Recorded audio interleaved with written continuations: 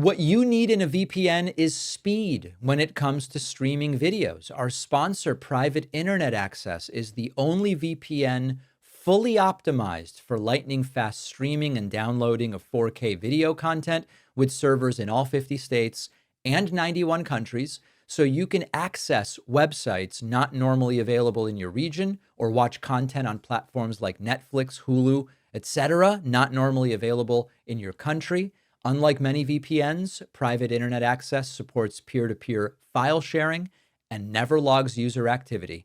My audience gets 83% off, which is just $203 a month and 4 extra months for free at piavpn.com/DavidP. The link is in the description. Now you can feel like a master bread baker or pastry chef in your own kitchen with Wild Grain, the only subscription box for artisanal breads, pastries, and pastas. Wild Grain takes the hassle out of baking.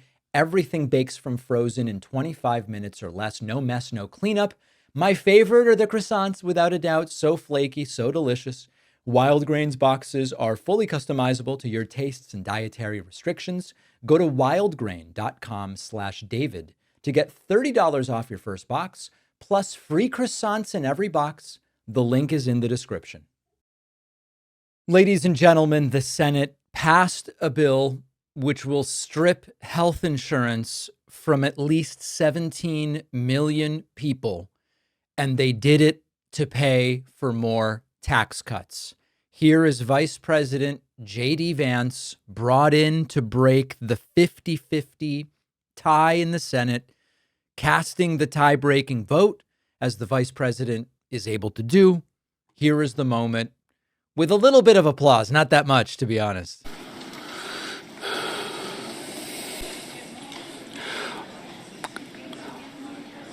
On this vote, the yeas are 50, the nays are 50. The Senate being evenly divided, the Vice President votes in the affirmative. The bill as amended is passed.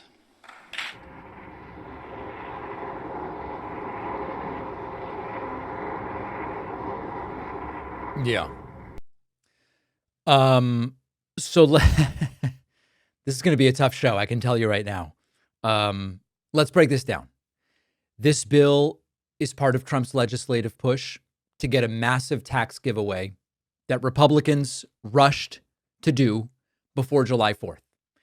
But to fund it, they're gutting Medicaid, Medicare, the Affordable Care Act elements, over $1 trillion in cuts. Medicaid takes the biggest hit. Now, remember that back in Donald Trump's first term, in 2017, they had a health care proposal. They didn't do it because it would have led to 24 to 32 million Americans losing health care. And they realized that's very bad for us. We can't do that. Apparently, they've decided that 17 million losing health care is an acceptable price to pay. So this is not like a bureaucratic reshuffling, some vague legislation off somewhere in the distance that won't really affect people. This means that there will be disabled people who lose coverage. There will be working poor people, most of them, most poor work, who lose coverage. Seniors in nursing homes who will have limited coverage, low-income kids who will lose coverage. If you look at the CBO estimate, Nonpartisan Congressional Budget Office, 17 million people will be kicked off of health insurance over the next decade as a result of this bill. Half the country doesn't even seem to know that this is going on. Here's how it will happen. If you are on Medicaid, you'll get extra paperwork twice a year. You miss it, you're out. You need help, and states have underfunded offices that you can call for help with limited hours that conflict with your work schedule, you're out. Second, if you are a working adult under age 65, you will need to prove that you're working 80 hours a month, or you could lose coverage as well. Even if you're already working, you miss the documentation, you're gone. There's a new $35 copay for some doctor visits for somebody who's scraping by. That's the difference between getting care and saying, I'm not going to go be seen. And for people who buy insurance on the Affordable Care Act marketplaces, like me as a self-employed person, enrollment windows are going to be shorter. Automatic re-enrollment is going away. Subsidies won't kick in until your eligibility is verified. That can take weeks, if not longer, meaning you will pay full price until the bureaucracy catches up. You can slow down the bureaucracy and make it unaffordable for people. But it gets even worse. The bill will target abortion providers, banning them from even billing Medicaid for non-abortion services. Planned Parenthood says a third of its clinics are potentially going to close. Republicans love that. Many of these clinics serve poor women who are coming in for birth control, cancer screenings, not abortions. If you live in a rural area, your hospital could be next. Cuts to Medicaid mean more uninsured patients, less money to keep hospitals running. One estimate says hospitals could lose $750 billion under this bill. Fewer hospitals open means longer ER wait times, even closures. You go to nursing homes, an area that's been ravaged by private equity. By the way, read the book Plunder if you're interested in learning about how private equity is ravaging nursing homes. 60% of long-term care residents rely on Medicaid. You take funding away, facilities will have to close beds, stop accepting Medicaid patients entirely. Where will those seniors go? All of this, hospital closures, coverage losses, paperwork traps, this is the cost or the price of another Trump tax cut. And remember, Republicans know this. Some of the Republican senators said, we're concerned about the Medicaid cuts, but then they voted for the bill anyway. Lisa Murkowski is one of those people. She froze and just stared at a reporter when asked about this yesterday. We'll get to that. So if you're keeping track, 17 million or more will lose coverage, 600 family planning clinics at risk, rural hospitals on the chopping block, seniors in nursing homes potentially displaced. And why? So that billionaires can pay less in taxes again. This is cruelty disguised as policy, and it's happening right now. Now, I've said many times before, the 2017 Trump tax cuts were great for me. They created a new business deduction exactly for my type of business. I got a great tax cut. Now, did I go and hire more people because of that? No, why not? Because it doesn't work that way. I hire more people when there is more demand for the product or service that I am offering. Simply giving my business a tax cut doesn't create more demand for my product or service. In fact, because we're viewer funded, the way that we expand is by my audience having more money so that they can afford memberships or they can afford to buy the products that our advertisers are offering. So I'll take it, right? As I've said before, me alone sending in more money isn't policy. This is not how we fund a modern, Western, rich country. But the cruelty here, it's happening right before our very eyes. And a little bit later, I'm gonna do a segment in a little bit that I think might upset some people, but it's going to be very real. And so we'll get to that. But first, I want to talk about Lisa Murkowski. Sometimes silence says more than words. And what happened yesterday with Republican Senator Lisa Murkowski from Alaska is like nothing I have ever seen. Let me set the scene for you as we check out this video. The Senate passes the big ugly bill, the death bill, the beautiful bill, call it what you want. Devastating cuts to Medicaid, Medicare, Obamacare subsidies. 17 million people at least projected to lose healthcare coverage over the next decade. Lisa Murkowski was on the fence. She might vote for it. She might vote against it, right? But she ends up voting for it. Why? She struck a little side deal. She got a goodie. She got a little bit of funding for rural hospitals in Alaska. A little carve out for her, basically.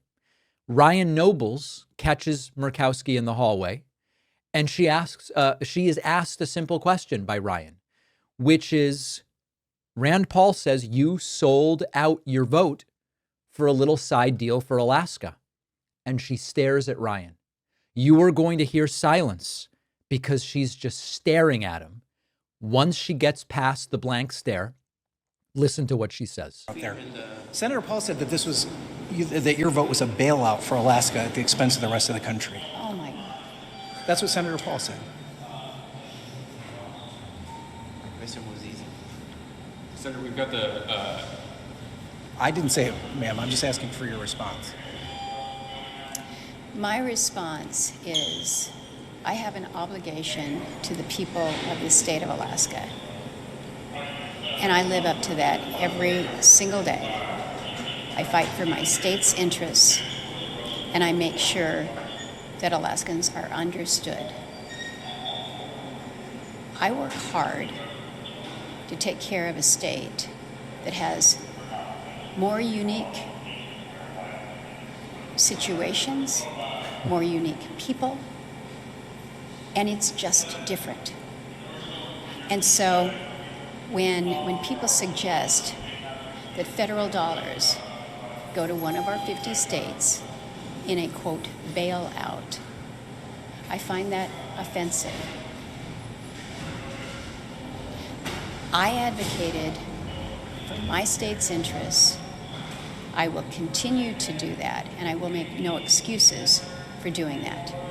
Do I like this bill? No, because I That's the key part, okay? Do I like the bill? No. tried to take care of Alaska's interests. But I know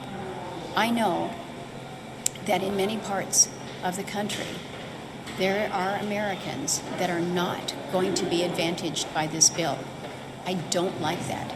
I don't like the fact that we moved through an artificial deadline. So she doesn't like it, but she did what was best for Alaska, which is she got something for her constituents. Now, there's two sides to this. Murkowski knows exactly what she did.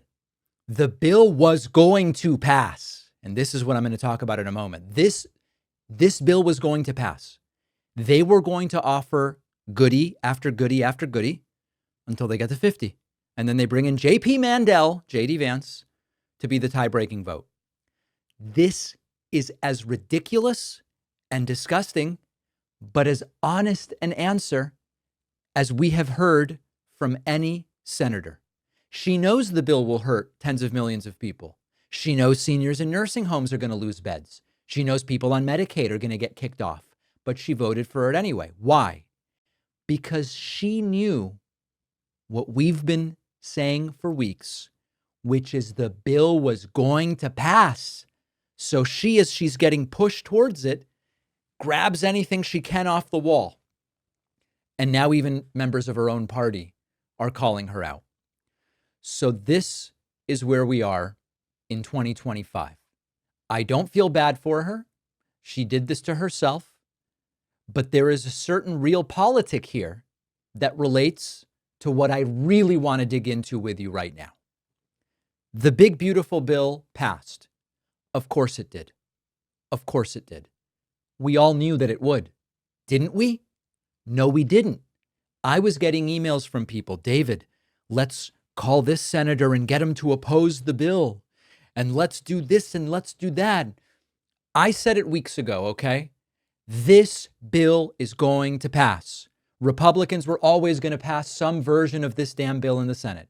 The day it passed the House, on the bonus show, I said to Pat, you know what's going to happen, right?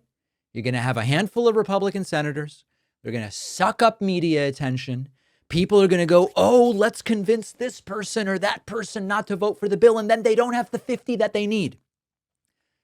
Apoplectic headlines for days, 4, 5, 6 days. People staying up all night. You should see the chat threads I'm in. Let's call this person's office that. They don't have the votes. If you have any idea how this works, you would have known the moment it passed the House.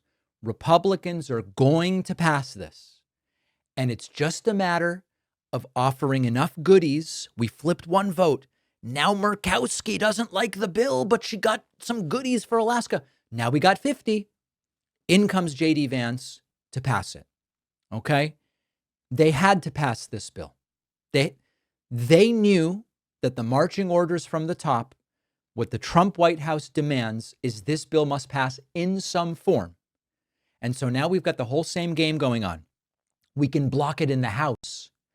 The House is ultimately going to pass some version of this, okay?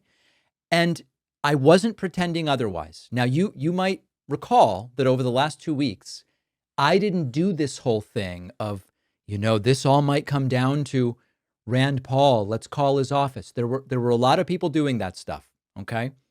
You saw my interviews with senators and such last week, and they would say, what we really need to do is kill the bill. And of course, I agree ideologically, that's what we need to do.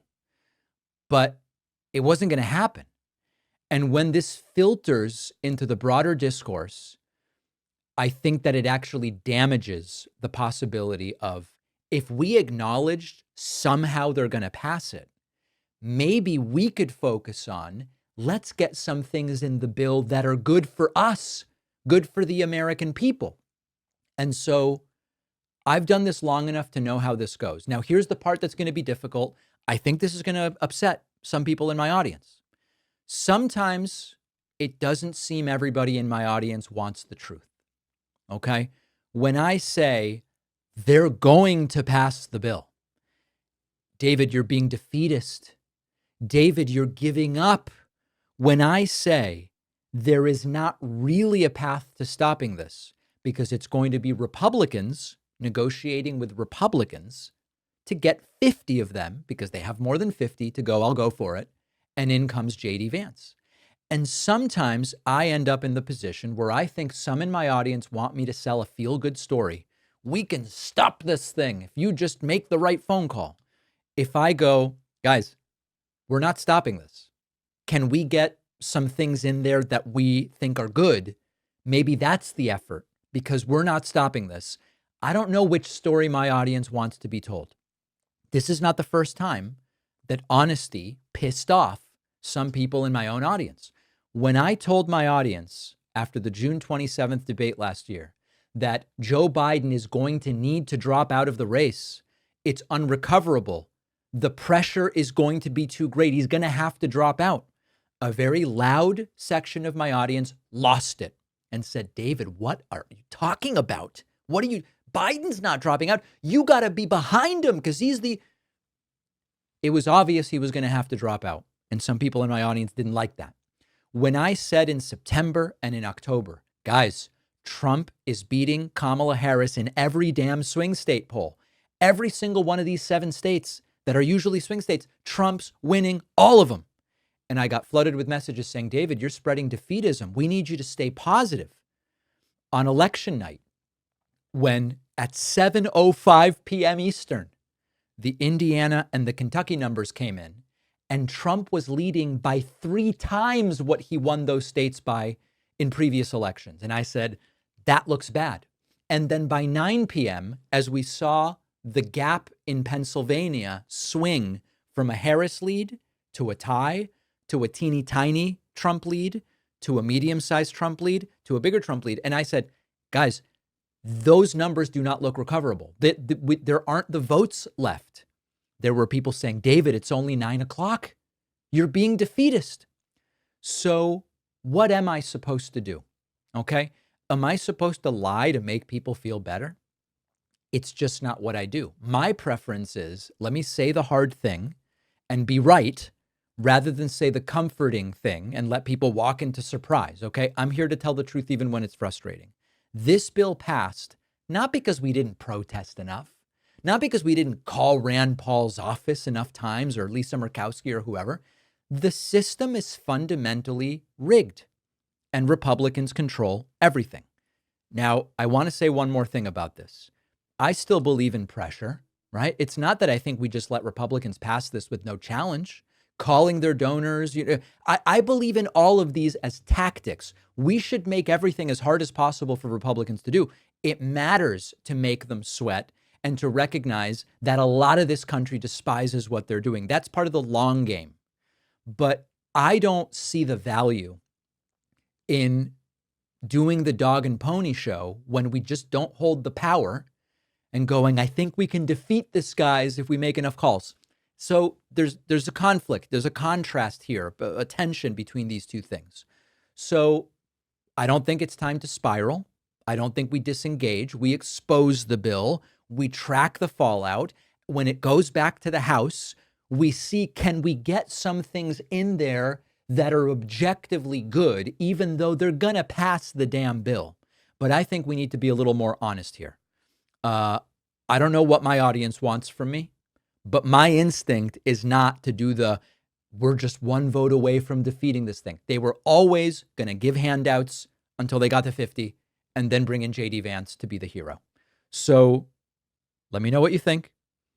Does this anger you? Do you not want to watch or listen to this show anymore? Because that's my attitude, not the, let me sell you some fantasies thing. I want to hear from you, okay? info@davidpakman.com. Subscribe to the YouTube channel if the perspective I'm outlining, if my attitude makes sense to you. And get on my Substack newsletter, where I am going to be writing more about this at substack.davidpakman.com. I'm here. The mustache is here, albeit briefly. We've got a great show for you today. If you've ever been blocked from going to certain websites or watching your favorite shows on Netflix because they're not available in your country, check out our sponsor, Private Internet Access, which is a VPN fully optimized for streaming and downloading large video files. It'll hide your real IP address and reroute your internet traffic through a secure server in any of 91 countries or all 50 US states. And this lets you access region-restricted content on the web, as well as platforms like Netflix and Disney Plus and Amazon Prime, no matter where you are. I've been using Private Internet Access to get soccer games from Argentina not available in the US. I love it. It's super easy. You open the app, you choose a server, and you're in. Works on unlimited devices, so your whole household can stream freely. And it also supports lightning fast peer-to-peer file sharing, and they can prove they do not log your activity. Right now, Private Internet Access is giving my audience 83% off, which is just $203 a month and 4 extra months for free.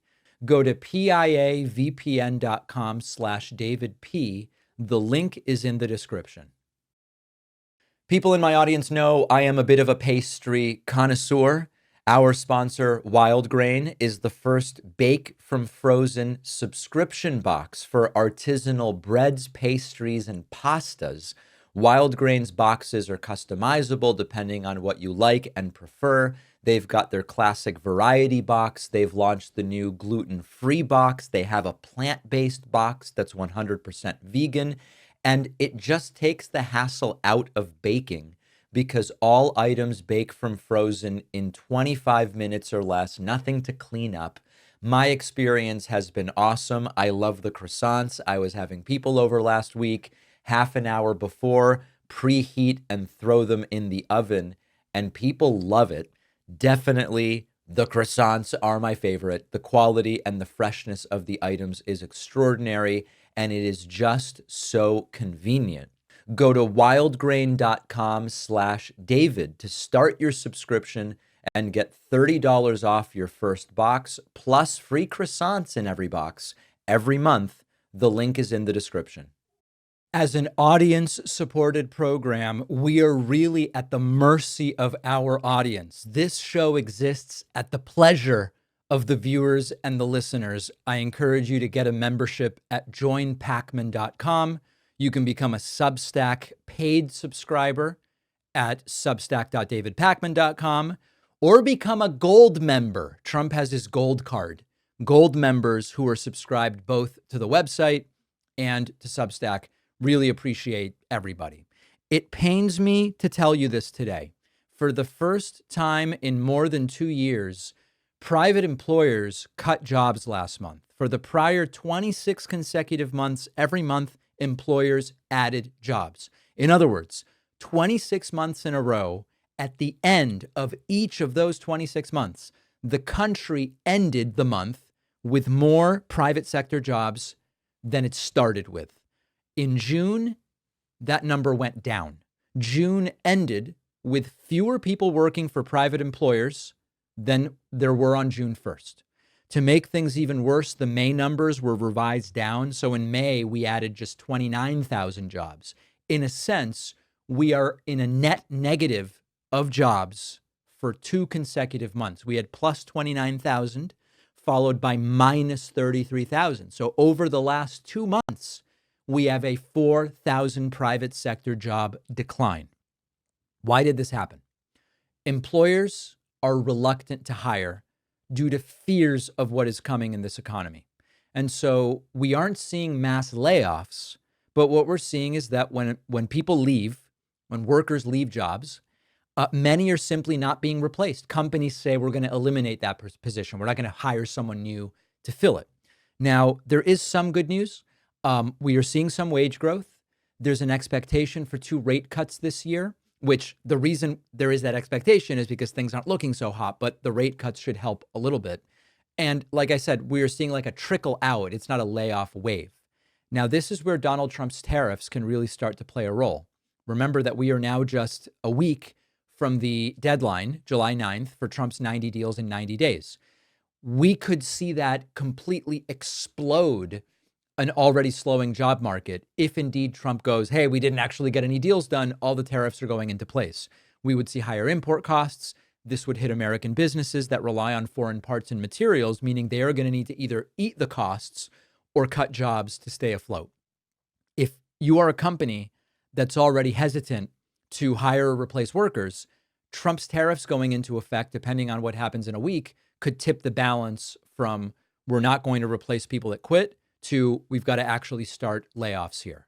So we are now looking at this self-imposed deadline from Trump. Will he follow through with blanket tariffs or won't he? Now, I have to admit that on a personal level, when I look at the stock market, I'm glad that the stock market is stable and is not following what we are seeing right now in the job market. But there is a reasonable question. Why isn't the stock market collapsing given the warning signs that we are seeing? Well, one of the things that's going on, presumably, is investors are saying, okay, things aren't looking so hot in the job market, but now that we expect 2 rate cuts from the Fed, we can keep buying or at least not sell. But these signs of cooling are potentially a real problem. I hope that that doesn't happen. Now, one of the unfortunate things that's happening, if you're a Fox News host, is that your bragging about the economy becomes more difficult when these sorts of job numbers come in. And you've got to see what happened when the job numbers broke on Fox News. Fox News host and Trump brown-noser Maria Bartiromo was live on air when the disastrous jobs report came in. There was an announcement that in June, the country lost private sector jobs rather than gained them. And Maria Bartiromo goes, we're getting the jobs number. And then when they learn that the country lost jobs in June, she changes the subject so quickly that I'm surprised it didn't give her whiplash. Let's check it out. Of course, President Trump is talking about this bill leading to growth in the economy. We are waiting any moment now to get the jobs numbers for the month of May. The expectations call for the ADP numbers to be up 95,000 for the month of June, rather. It's the June jobs data. And we'll, of course, right now seeing the number actually show a decline in jobs, down 33,000 on ADP. The bill includes $25 billion for the Golden Dome, the missile defense system. Senator, you introduced a bill supporting Back to the bill, Golden Dome. This is what happens when your job isn't journalism, it's cheerleading. And you look at the scoreboard and it shows the wrong score. Your team's losing. You pretend you didn't see it.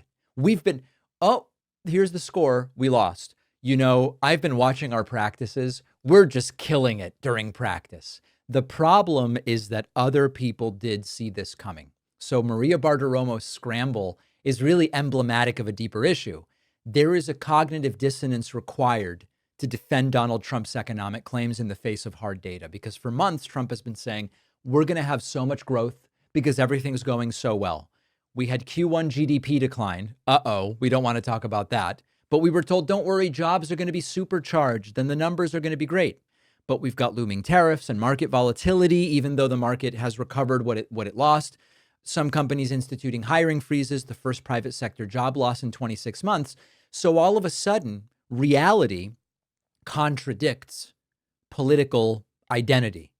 And if you're Maria Bartiromo, you go, I'm bailing out mid-sentence. I just got a bad number. I don't want to talk about that. And so the commitment to Trump, as often is the case when you commit to cult leaders, it becomes a trap.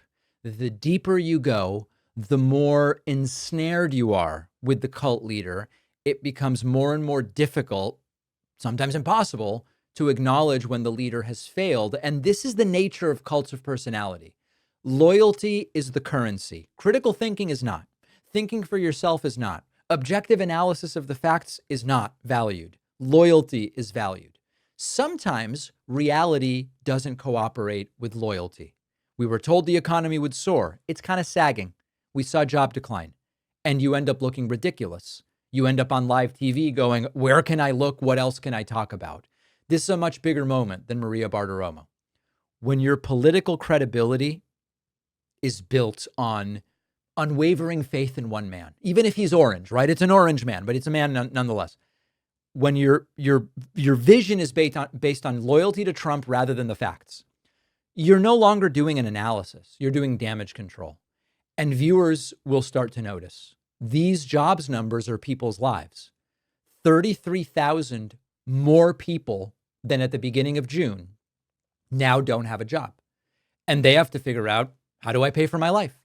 And so pretending everything's fine and the Golden Dome provisions in the bill are so cool when people are losing their jobs, it's dishonest, it's dangerous. I think people are going to see through it. In today's episode of If Joe Biden Had Done This, Donald Trump suffering another brutal cognitive crash. Trump was asked during a press conference down in Florida, where they are launching this prison camp, Alligator Alcatraz. How much time do you believe detainees will spend in this prison camp? And Trump goes, I'm going to be down here a lot. I live in Florida. If Biden had done this once, they'd be demanding his immediate removal. Do not pass go. Do not collect $200. Go straight to a mental institution, as Trump likes to call them. Here is Trump. Dana Marie McNichol, Fox News Channel. Mr. President, is there an expected time frame that detainees will spend here, days, weeks, months? And does that have anything to do with the immigration judges you just spoke about being trained and staffed here? When you say, what was the first part of your question? Is there a specific time frame you expect the detainees to spend here, days, weeks, months? In Florida? Yes, here at Alligator Alcatraz. I'm going to spend a lot. Look, this is my home state. I love it. I love your government. I love all the people around. These are all friends of mine. They know them very well. I mean, I'm not surprised that they do so well. They're great people. Ron has been a friend of mine for a long time. I feel very... This answer is completely non-responsive to the subject matter. Trump not only clarified the question and still is saying, I'm going to be down. He was asked twice, how long are detainees going to be here? I love Florida. I'm going to be down here a long time. If this were Biden, it would be a week of Fox News. Comfortable in the state. I'll spend a lot of time here. He's going to spend a lot of time in Florida. Question was, how long will detainees be held here? Trump then slurring his way through an impenetrable word salad about washing machines. This, if Biden had done it once, would have been all you hear about. I know how good we were, but others was getting rid of rules, regulations, and all of the things that I got rid of already. I signed more executive orders than anybody in history, times like 3 or 4. And I got rid of just one. I got rid of the other night. You buy a house, they have a faucet in the house, Joe, and the faucet, the water doesn't come out. They have a restrictor. You can't, in areas where you have so much water, they don't know what to do with it. You have a shower head, the shower doesn't, you think it's not working. It is working. The water I just can't get clean. is dripping out. And that's no good for me. I like this hair nice and, I like that hair nice and wet.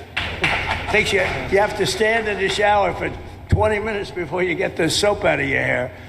And I put a thing in, and it sounds funny, but it's really not. It's horrible. And when you wash your hands, you turn on the faucet, no water comes out. You're washing, the water barely comes out.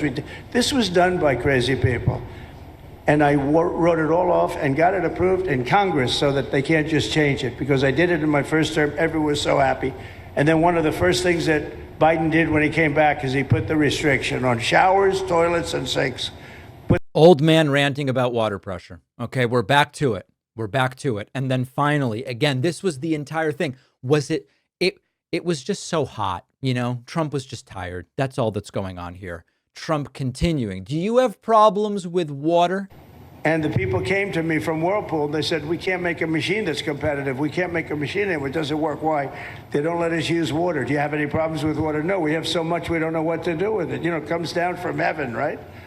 And I approved all of that, the washing machines, the whole thing. And Be honest. Why won't they talk about it? Forget about Fox for a second. Why will corporate media, non-Fox corporate media, why won't they talk about a guy who is clearly unintelligible in terms of translating whatever is going on in his big a brain into speech? Terrifying. Absolutely terrifying. The David Pakman Show is an audience-supported program, and the best, most direct way to support the show is by becoming a member at joinpakman.com. You'll get the daily bonus show, the daily commercial-free show, and plenty of other great membership perks. Get the full experience by signing up at joinpakman.com. Today, we're going to be speaking with David Graham, who's a staff writer at The Atlantic and also author of the New York Times bestselling book, The Project, How Project 2025 is Reshaping America. David, so good to have you on. We're at this moment right now. We're a few months into the second Trump term. We're in the middle of this budget negotiation, which is it going to ultimately be the Senate or the House that decides what happens, who might kill the bill, who will pass the bill. Doge is sort of on its way out, although it's really Elon who's out and Doge is nominally still going. It might be a good place to start in terms of, based on what we knew about Project 2025 from the documents prior to the inauguration of Trump, how relevant have its goals been during these first few months? What has been done to achieve its goals? I think in the first 100 days or so, what we saw and where they've been very successful is in what Project 2025 laid out as a plan to seize control of the executive branch, take powers from Congress, take powers from independent agencies, lay off civil servants, cut government departments. So we saw all of these things happening very effectively. And those things are essential to what they view as then a policy platform. And I think we see more recently some of the attempts on the policy platform. So when I look at the bill in Congress, I see Project 2025 priorities all over it. And that needed, to some extent, the groundwork they've laid. When it comes to Doge, it seems the primary overlap is Doge as the tool to fire a lot of those civil servants. But is there more to the overlap between Project 2025 and what Doge has done? I think that's the big one. I mean, you see things like closing the Department of Education, which is something laid out in Project 2025. But, Doge claims to be about efficiency, but it's obviously mostly about cutting government. And Elon Musk came into the government without really understanding a lot about how the federal government worked, as we saw. And so for Project 2025, that was, for the authors, it was very helpful. They had somebody who was willing to sort of go in with a wrecking ball and had Trump's ear and would do all of these things that they wanted to do while dispensing with some of the legal niceties. Ignoring court orders, as an example, we saw it in terms of the denial of due process to people who have been deported. We've seen that in a bunch of different places. Is that either philosophically or logistically part of Project 2025? I think it's especially philosophically part of it. And it's not so much that they are opposed to the courts per se. It's that they have this almost religious faith that the Supreme Court will back them up. And if they can challenge things to the Supreme Court, they will win. And they say over and over, where there are these laws, we understand that we are violating the laws, but we believe those laws are unconstitutional. And what we've seen over and over is the Supreme Court, once they get those cases, no matter what lower courts have done, is saying, yeah, you're right. You can go ahead and do this. You can go ahead and fire the heads of independent agencies. And so they're having a lot of success in that approach. When it comes to something like Christian nationalism, there's this wacky video. I don't know if you saw it. I think it's a wacky video from about 10 days ago of the faith office of the president with people speaking in tongues at a spot I've stood at. And when I stood at that spot outside the White House, there was nothing like this going on. We had a different president at the time, but all of a sudden you had people speaking in tongues just outside the White House. What is the role of religion generally and maybe Christian nationalism more specifically in Project 2025? I mean, I think that's the most important thing about all of this. It's very important to look at the policies. It's important to look at how they're taking over the executive branch. But all of this is in the service of a Christian nationalist vision of American society.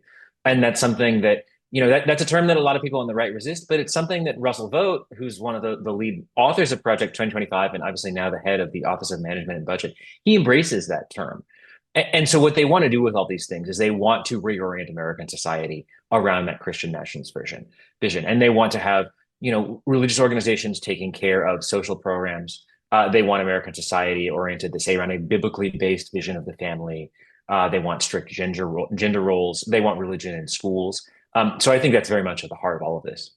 One of the things that I remember talking about in 2024 related to Project 2025, or maybe this actually applies more in 2023, is that the architects of Project 2025 saw it as a vision that could be implemented by any president, at least in theory, and that would outlive whoever had 4 years in the Oval Office. Now, it pretty quickly became clear that there wasn't an appetite among Republican primary voters to choose someone other than Trump. So Trump became sort of like the de facto guy who was going to oversee it, but that really the ideas could have been carried out by anybody, and also that they will kind of outlive the next presidency. In terms of the outliving the current presidency, what would you say has been done so far that is going to go beyond Trump?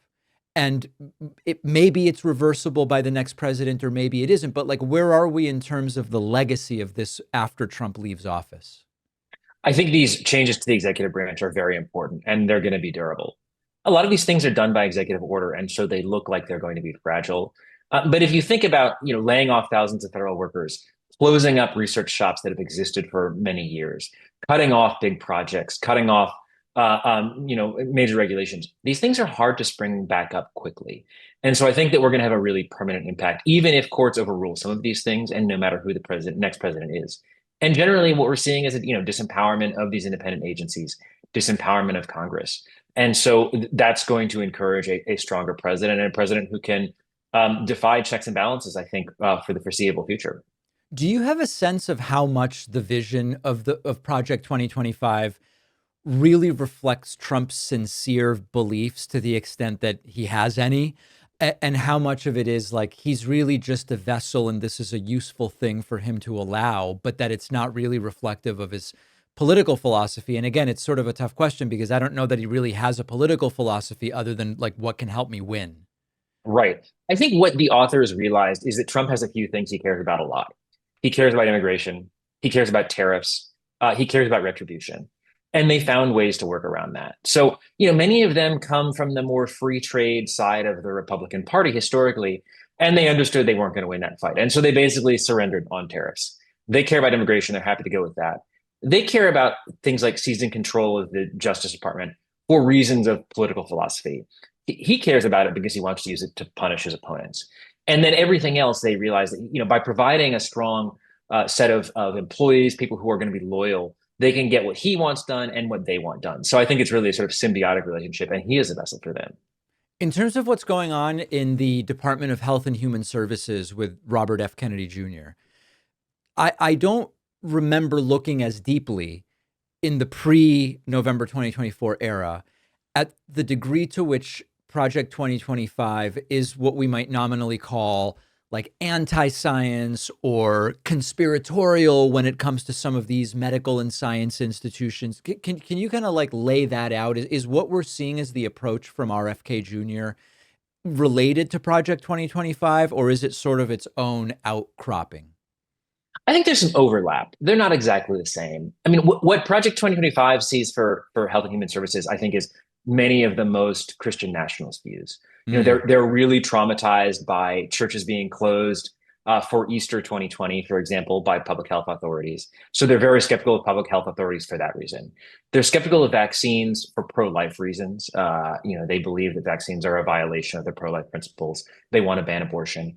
They also have a skepticism of pharma companies and regulators as a sort of revolving door, which is something that I think we've seen very much from Robert F. Kennedy, obviously. So there are places of overlap, but I think it's a place where maybe some of their priorities have been eclipsed a little bit by Kennedy's. One of the things that I find interesting in a kind of dystopian and terrifying way is that for a while, it seemed as though the kind of prevailing narrative within MAGA, let's say, not necessarily Project 2025, not necessarily Republics, but within MAGA was extremely skeptical of government surveillance, extremely skeptical of anything that puts our data in the cloud, skeptical of ceding any kind of power to big tech. And I think you can see where I'm going with this. We now have, on the other hand, ideas, including from RFK Jr. and others, just a couple of weeks ago or last week, he said he wants everyone with a wearable so that then, rather than making sure no kid goes hungry, get everybody a wearable and then something happens with the data. And it's interesting because in the past, I think some of these folks would have said, wait a second, insurance companies could get that stuff and say your resting heart rate is high. We think you're a risk. We're going to charge you more money, or you're only getting 5 hours of sleep a night. And so we don't want to insure you. There would have been like a skepticism about some of these ideas. What does Project 2025 say about data, tracking, surveillance, this sort of stuff? So I would divide it a little bit. On the one hand, there's a real skepticism of big tech inside Project 2025. It was written before Elon was inside the Trump tent. And they're concerned about data. They're concerned about controlled speech by tech companies, where they would rather grab that control, I think, for the government. They're concerned about the effect of technology and social media on children. But in a broader sense, and this is where I think one of the more radical things about Project 2025, I think, there is a willingness to embrace real coercive government power. Things that the right, at least in lip service, has said or has criticized in the past. They worried about too much government control, and they've worried about an overweening federal government. And what you see in all sorts of areas, including data, is a willingness to use the federal government to their ends, to force states, to force individuals, to trample, I think, on a lot of civil liberties in order to achieve what they want to do. When it comes to the civil liberties stuff, when it comes to, as some examples, sending in national troops to states, as we saw in California, or take your pick, so to speak. Where is Project 2025 philosophically on that? Because on the one hand, certainly blowing up and increasing the power of the executive branch, firing people, shrinking these departments, there is an authoritarianism in that, but it does seem distinct from we're straight up sending in the troops to California, for example. Is that under the Project 2025 umbrella? They talk about using troops within the U.S. for immigration enforcement. Okay. And using them in a role that has not been contemplated by any president in the past, not even Trump in his first term. They don't talk about the same deployment of troops to the streets, but I think they're opening the door to uses of troops domestically in a way that connects very closely to what Trump is doing now. And as far as the people around Trump, who are the individuals who you would say are the most closely linked to Project 2025 that have made it into Trump's inner circle? The most important one, I'd say, is Russell Vought, who's at the Office of Management and Budget, and who grasped how he could use OMB as a kind of control center to force a lot of these priorities on departments. So he's a very important one. Another one is Peter Navarro, who's an influential trade advisor who wrote a chapter in favor of protectionism. Yep. I think a third one is Brendan Carr, who is the head of the Federal Communications Commission and has spearheaded, ideas to defund PBS and NPR, or to try to revoke broadcast licenses from broadcasters who criticize Trump. There's various other people. John Ratcliffe, the head of the CIA, is involved. You can sort of run down the list. I think those three are the ones who have been most influential so far in this administration. I want to briefly just shift gears in our last few minutes here. I saw that about 10 days ago, or closer to 2 weeks, you wrote a piece for The Atlantic, Trump's Trouble with Tulsi. And I found that article really interesting because I've been following the Tulsi Gabbard thing ever since she was the last true liberal and the only actual anti-war candidate back during the Democratic primary of, it was 2020, right? Right. Yeah. And I personally never fell for what I thought was the sham. And this very interesting thing kind of came to a head where she presented a report that actually did seem to reflect what the intelligence community believed about Iran's proximity to nuclear weapons in March, which Trump just dismissed multiple times as I don't care. I believe that they've almost got it. What do you think? On the one hand, we were hearing she's going to get fired. This is completely untenable. On the other hand, because of everything else going on, the Tulsi fired stuff has kind of died down. And even though she's publicly kind of missing, maybe she's not as front and center in Trump's mind right now. Give us your overall assessment of what you believe her future is within this administration. She's in a very difficult position anyway. The director of national intelligence is this spot where, they're supposed to have a sort of oversight role of all the intelligence agencies. They don't really have a lot of control over people like the CIA director, especially if the CIA director, like John Ratcliffe, has an existing relationship with Trump. And there's a desire to crack down on intelligence agencies from Trump, who's been skeptical of them really since his first inauguration. And I think her connection with Trump was that she was also skeptical of the intelligence agencies, but she wasn't skeptical of them because of agendas they were pushing, not sort of per se. I don't know how she finds a way out of this. I think she clearly opposes American intervention, and she maybe believed that Trump did. But he, that's not really where he's coming from. He's happy to intervene in a limited way. So I think, she was in an untenable position probably from the beginning. It has become more untenable. But Trump is so reluctant to fire anybody this term. You can imagine her hanging around in the administration as a sort of sidelined concern for a good long time. Is she maybe kind of like a loyalty type pick where there was a group of people that were advantageous to Trump's campaign, her leaving the Democratic Party and then becoming MAGA was just sort of useful, and he ended up kind of feeling like he just had to find something for her to do? I think that's a good way to think about it. And it's interesting to compare her to somebody like RFK, who, early on appeared like he might be one of those, but has since emerged as a real power center in the administration. Yeah. And, it seems like that's a place where his priorities don't conflict with Trump's, whereas her priors maybe do. And so that's creating this conflict. Well, we're going to follow it. We've been speaking with The Atlantic's David Graham, also author of the New York Times bestseller, The Project, How Project 2025 is Reshaping America. David, thanks so much for being on today. Oh, thank you. If you like this show, I would love for you to get my Substack writing. Each day, I'll send you a rundown of what's on the show, what's happening, what matters, why. It's free, no spam. Substack is also the only place where we own our data. So if we get censored on social media or on any platform, Substack's going to be the only way I can tell you what is going on. Sign up now at davidpakman.substack.com. In a mind-blowingly dictatorial moment, the President of the United States is now talking about deporting natural-born U.S. citizens. I told you yesterday, he's now looking at denaturalization for naturalized citizens like me. He now, yesterday, during his visit to this prison camp in Florida, Alligator Alcatraz, says, we got some bad people born in this country. We got to get them out of here. The President of the United States, unthinkably anti-American. Let's get citizens out of here. I like to say, a little controversial, but I couldn't care less. We have a lot of bad criminals that came into this country, and they came in stupidly. It was an unforced error. It was an incompetent president that allowed it to happen. It was an auto pen maybe that allowed it to happen, and it did happen. But we also have a lot of bad people that have been here for a long time. People that whack people over the head with a baseball bat from behind when they're not looking and kill them. People that knife you when you're walking down the street. They're not new to our country. They're old to our country. Many of them were born in our country. I think we ought to get them the hell out of here, too. You want to know the truth. So maybe that'll be the next job that we'll work on together.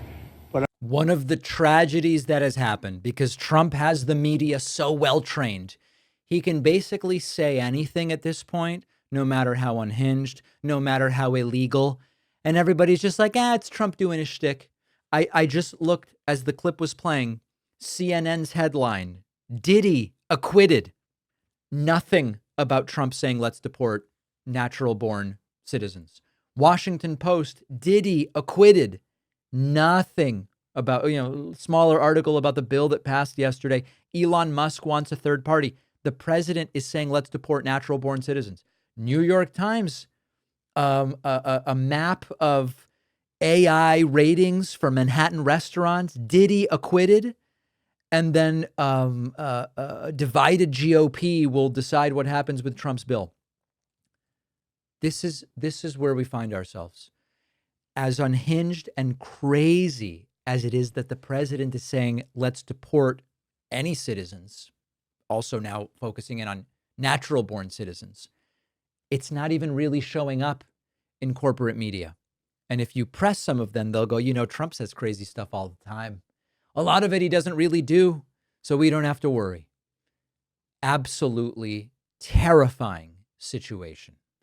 Not only is Donald Trump talking about deporting naturalized and natural-born American citizens, Trump said yesterday during a brief conversation down at Alligator Alcatraz, this prison camp facility in Florida, Trump said, we may really need to criminally prosecute employees of CNN. And one of the most notable elements of this video is that a Secretary of Homeland Security, Kristi Noem, is nodding along. They're not even pretending anymore to be anything but authoritarian, wannabe dictators. Listen to this. And Madam Secretary, CNN yesterday pushed an app that lets you track where ICE agents are.